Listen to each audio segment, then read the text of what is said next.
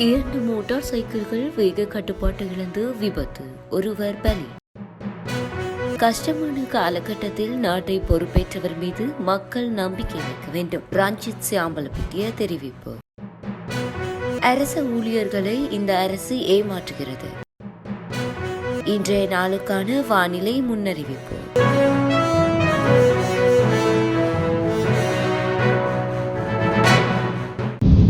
கிளிநொச்சி ஏனைன் வீதியின் பரந்தன் பகுதியில் புதன்கிழமை இரவு வேக கட்டுப்பாட்டை இழந்த மோட்டார் சைக்கிள்கள் ஒன்றுடன் ஒன்று மோதி விபத்துக்குள்ளானதில் ஒருவர் உயிரிழந்துள்ளார்.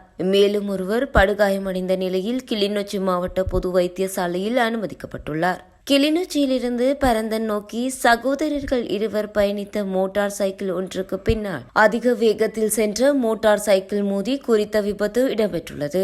இந்த விபத்தின் போது மோட்டார் சைக்கிளில் பயணித்த சகோதரர்களில் ஒருவர் உயிரிழந்ததுடன் மற்றைய சகோதரன் காயமடைந்த நிலையில் கிளிநொச்சி மாவட்ட பொது வைத்தியசாலையில் அனுமதிக்கப்பட்டுள்ளார். அத்துடன் மற்றைய மோட்டார் சைக்கிளை செலுத்தி சென்ற ஒருவர் படுகாயமடைந்த நிலையில் அனுமதிக்கப்பட்டுள்ளார். இச்சம்பவம் தொடர்பில் கிளிநொச்சி போலீசார் விசாரணைகளை முன்னெடுத்து வருவதுடன் உயிரிழந்தவரின் சடலம் கிளிநொச்சி மாவட்ட பொது வைத்தியசாலையில் ஒப்படைக்கப்பட்டுள்ளது. நாட்டின் 75 வருட காலம் பூராகவும் அதிகாரத்துக்கு வந்த ஆட்சியாளர்களால் எடுக்கப்பட்ட பிழையான தீர்மானங்களே நாடு நெருக்கடி நிலைக்கு செல்ல காரணமாகும். அந்த அரசாங்கங்கள் அனைத்தும் மக்களால் நியமிக்கப்பட்டதாகும். அதனால் இந்த நெருக்கடி நிலையிலிருந்து மீள அரசியல் அனுபவமுள்ள தலைவர் ஒருவரை தெரிவு செய்வது மக்களின் பொறுப்பாகும் என நிதி ராஜாங்க அமைச்சர் ரஞ்சித் சியாம்பலப்பிட்டிய தெரிவித்துள்ளார். பாராளுமன்றத்தில் நேற்று இடம்பெற்ற இறக்குமதி ஏற்றுமதி சட்டத்தின் கீழான இரு ஒழுங்கு விதிகள், கொழும்பு துறைமுக நகர பொருளாதார ஆணைக்குழு சட்டத்தின் கீழான ஒழுங்கு விதி, செயல் நுணுக்க அபிவிருத்தி கருத்திட்டங்கள் சட்டத்தின் கீழான இரு கட்டளைகள் மற்றும் இலங்கை மத்திய வங்கி சட்டத்தின் கீழ் ஆக்கப்பட்ட விதிகள் மீதான விவாதத்தில் கலந்து கொண்டு உரையாற்றுகையிலேயே இவர் இவ்வாறு குறிப்பிட்டார். இது தொடர்பாக மேலும் கருத்து தெரிவித்த அவர், நாடு பொருளாதார நெருக்கடிக்கு ஆளாகிய போது நாட்டை பொறுப்பேற்று முன்னெடுத்து செல்ல முடியுமான யாராவது இருக்குமானால் முன்வருமாறு முன்னாள் ஜனாதிபதி கோத்தாபய ராஜபக்ஷ கோரிக்கை விடுத்த போது பிரதான எதிர்க்கட்சி அதன் போது நாட்டின் நிலைமை மோசமான நிலையில் இருப்பதை அறிந்து கொண்டு நாட்டை பொறுப்பேற்க பின்வாங்கியது. ரணில் விக்ரமசிங்க இந்த சவாலை ஏற்றுக்கொண்டு நாட்டை இயல்பு நிலைக்கு கொண்டுவர நடவடிக்கை எடுத்தார். நாட்டின் பொருளாதாரத்தை கட்டியெழுப்ப அனைவரும் ஒன்றுபடுமாறு அழைப்பு விடுத்த சந்தர்ப்பத்திலும் எதிர்க்கட்சி சம்பிரதாய முறைப்படியே செயற்பட்டு வந்தது. சர்வதேச நாணய நிதியத்துக்கு செல்வது மற்றும் வட்வரி அதிகரிப்பு தொடர்பிலும் அவர்கள் சமூகத்தில் பொய்யான பீதியை ஏற்படுத்தும் வகையிலேயே செயற்பட்டு வந்தனர். மேலும் மொத்த உள்நாட்டு உற்பத்தியில் 100% 8% ஆளாகியிருந்த பொருளாதாரம் 100% கொண்டுவர எங்களுக்கு முடியுமாகியிருந்தது. செலவுகளை கட்டுப்படுத்த முடியுமான வகையில் பலமான நிதி முகாமைத்துவ சட்டத்தை அரசாங்கம் கொண்டுவர முடியுமாகியிருந்தது. கடன் செலுத்துதல் மற்றும் வட்டி கடன் தவிர கட்டுப்படுத்த முடியுமான அனைத்து செலவுகளையும் அனைத்து சந்தர்ப்பத்திலும் மொத்த உள்நாட்டு உற்பத்தியில் 113% தாண்டவில்லை.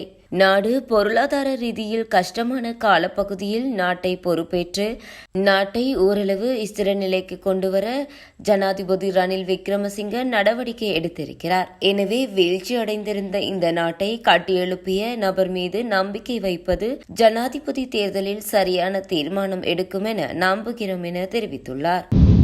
அரசு சேவையாளர்களின் சம்பளத்தை அதிகரிப்பதாக சில வேட்பாளர்கள் வழங்கிய வாக்குறுதிகளை நிறைவேற்றவே முடியாது என சர்வஜன அதிகாரத்தின் ஜனாதிபதி வேட்பாளர் திலித் ஜெயவீர தெரிவித்துள்ளார். அரசு ஊழியர்களின் வாழ்க்கை தரத்தை உயர்த்துவதற்கு அவசியமான வேலை திட்டம் முன்னெடுக்கப்பட வேண்டும் என தாம் யோசனை முன்வைப்பதாக அவர் சுட்டிக்காட்டியுள்ளார். சர்வஜன அதிகாரத்தின் ஜனாதிபதி வேட்பாளர் திலித் ஜெயவீர நேற்று இடம்பெற்ற ஊடகவியலாளர் சந்திப்பில் இதனை தெரிவித்துள்ளார். சம்பளம் கொடுக்க வழியில்லை என்று தற்போதைய ஜனாதிபதியே 2 மாதங்களுக்கு முன்பு கூறினார். சம்பளம் கொடுக்க வழியில்லை என்று சொன்ன அதே அரசு 25% சம்பளத்தை உயர்த்தியுள்ளது. அதற்கு 2 பில்லியன் ரூபாவுக்கு மேல் தேவை. இதை எப்படி நம்புவது? இது அறிவுள்ள அரசு ஊழியரை அவமதிக்கும் செயலாகும். தர்க்க ரீதியாக ஊதியம் உயர்த்தப்பட வேண்டும். அனுரகுமார 6 மாதங்களுக்கு ஒரு முறை சம்பளத்தை அதிகரிக்க முன்மொழிகிறார். அது எப்படி நடக்கும்? பணம் எங்கிருந்து வரும்? அரசு ஊழியர்களின் வாழ்க்கை தரத்தை உயர்த்துவதற்கு தேவையான மானியங்கள், பணம், ஊக்கத்தொகைகள் இதெல்லாம் இன்னும் அறிவார்ந்த விவாதத்திற்கு பிறகு நாங்கள் விவாதிக்க வேண்டும். திறமையான பொது சேவைக்காக அரசு ஊழியர்களுக்கு ஊக்கத்தொகை வழங்கப்பட வேண்டும் என்று நாங்கள் பரிந்துரைத்துள்ளோம். ஒரு நல்ல வேலையை செய்யும் ஒருவருக்கு அதிக ஊக்கத்தொகையை வழங்க வேண்டும். இந்த விடயங்கள் முழுமையாக வாக்குறுதிகள் மட்டுமே. இலங்கையின் பொருளாதாரம் பற்றி தோராயமான புரிதல் உள்ளவர்கள் உயர்தரத்தில் பொருளாதாரம் படிக்கும் மாணவர்களிடம் கேட்டால் அவர்கள் சொல்வார்கள், இது நிறைவேற்றக்கூடிய வாக்குறுதி அல்லவென தெரிவித்துள்ளார். மேல் சப்ரகமுவ மற்றும் படுமில் மாகாணங்களிலும் காலி, மாத்தறை, கண்டி மற்றும் நுவரெலியா மாவட்டங்களிலும் அவ்வப்போது மழை அல்லது இடியுடன் கூடிய மழை பெய்யக்கூடும் என வளிமண்டலவியல் திணைக்களம் அறிவித்துள்ளது. ஊவா மாகாணம், மட்டக்களப்பு மற்றும் அம்பாறை மாவட்டங்களிலும் சில இடங்களில் மாலை அல்லது இரவு வேளைகளில் மழை அல்லது இடியுடன் கூடிய மழை பெய்யக்கூடும் என அந்த திணைக்களம் வானிலை அறிவிப்பில் குறிப்பிட்டுள்ளது.